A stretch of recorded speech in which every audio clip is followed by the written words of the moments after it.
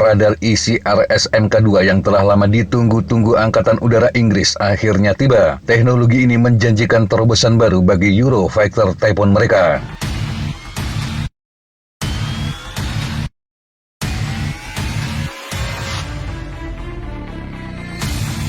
Radar ICRS Mk2 memungkinkan Typhoon mewujudkan potensi sepenuhnya. Radar yang juga dikenal sebagai Captor EMK2 ini akan memberikan sejumlah kemampuan baru dan memastikan Typhoon Inggris dapat melengkapi F-35B mereka dengan lebih baik.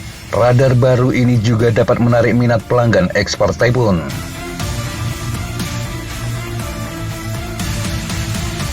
ICRS merupakan singkatan dari European Common Radar System atau sistem radar bersama Eropa. Mark II atau Mk2 ini dikembangkan oleh Leonardo. Pengembangan Mk2 sebagai bagian dari investasi senilai 2,35 miliar pound sterling atau sekitar 46 triliun rupiah untuk meningkatkan Typhoon Inggris. ICRS Mk2 dilengkapi dengan susunan multifungsi atau MFA unik. Ini memungkinkan Typhoon mendeteksi, mengidentifikasi, dan melacak banyak target udara dan darat secara bersamaan. Dalam waktu yang sama, Typhoon juga bisa melakukan tugas peperangan elektronik. By System membanggakan ICRS Mk2 sebagai radar pertempuran udara paling mumpuni di dunia. Sebuah prototipe radar dilaporkan dipasang di jet uji Typhoon akhir tahun 2023 lalu. Setelah uji darat selesai, penerbangan pesawat dan radar barunya dijadwalkan akan dimulai tahun ini.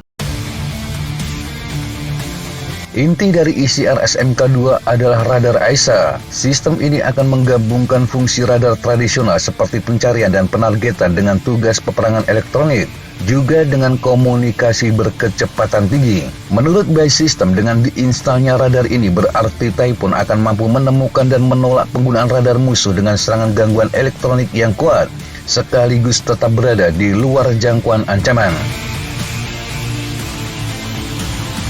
Inggris memang telah mencari solusi yang lebih mumpuni dibandingkan operator Eurofighter lainnya yang telah memilih radar AESA, baik yang dipasang pada jet baru atau sebagai peningkatan pada pesawat yang sudah ada. Program pengembangan ICRS Mk2 di Inggris bersifat rahasia, tetapi kita tahu tentang beberapa fitur yang menonjol. Dari segi teknologi, ICRS Mk2 memiliki swasplate repositioner, sebuah dudukan artikulasi yang menjadikan antena dapat diayunkan lebih lebar. Ini memungkinkan bidang pandang menjadi lebih luas. Eurofighter mengklaim swasplate repositioner memberikan bidang pandang sekitar 50% lebih luas dibandingkan sistem yang lain.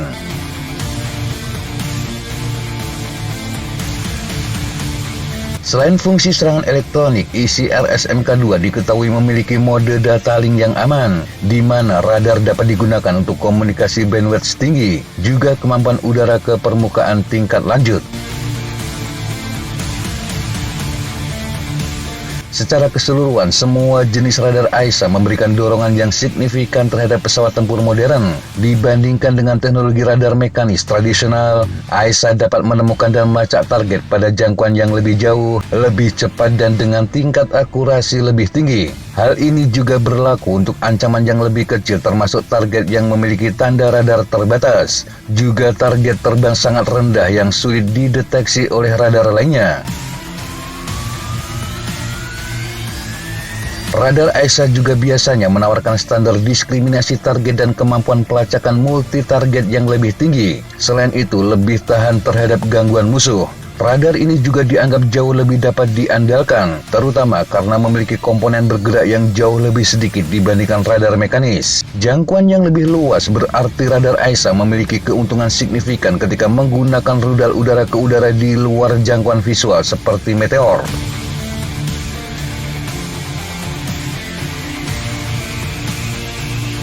Pengembangan radar bersama Eropa atau ICRS telah melewati proses panjang dan rumit. Selain Leonardo di Inggris dan Italia, program ini melibatkan Indra di Spanyol dan Hensoldt di Jerman. Ini pada akhirnya melahirkan 3 versi radar AESA berbeda. Uji coba penerbangan yang kemudian dikenal sebagai radar AESA Captor E dimulai pada tahun 2016. Pada tahun yang sama, Kuwait menjadi pelanggan Typhoon pertama yang meminta radar AESA sebagai syarat. Qatar kemudian juga memesan Typhoon yang dilengkapi AESA.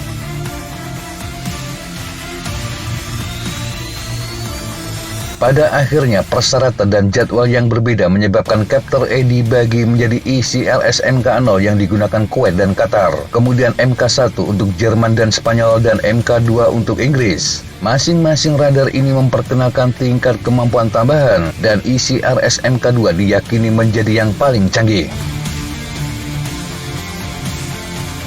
Inggris berencana untuk memasang ICRS MK2 pada 40 Typhoon mereka. Semuanya akan menjadi versi Tranche 3 yang paling mumpuni. Pada akhirnya, Inggris berencana untuk membuang seluruh Typhoon Tranche 1 yang kurang mampu dan melakukan konsolidasi dengan armada pesawat Tranche 2 dan 3.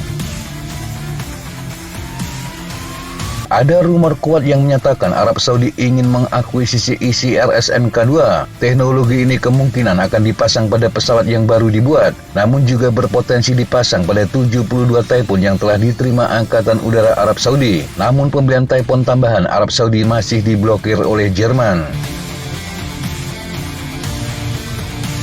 Angkatan Udara Inggris mengatakan kemampuan operasional awal ICRS MK2 dijadwalkan pada tahun 2030, tetapi mereka yakin tanggal itu bisa dipercepat.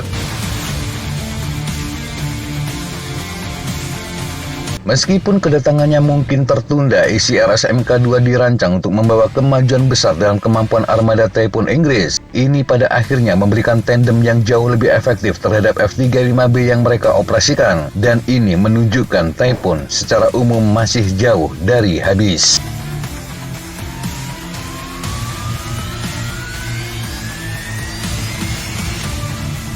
Demikian sahabat Jatapa informasi yang bisa kita sampaikan untuk kesempatan kali ini. Sampai jumpa di kesempatan yang berbeda. Tetap semangat dan jaga kesehatan. Salam Fly Like an Eagle, Fight Like a Falcon.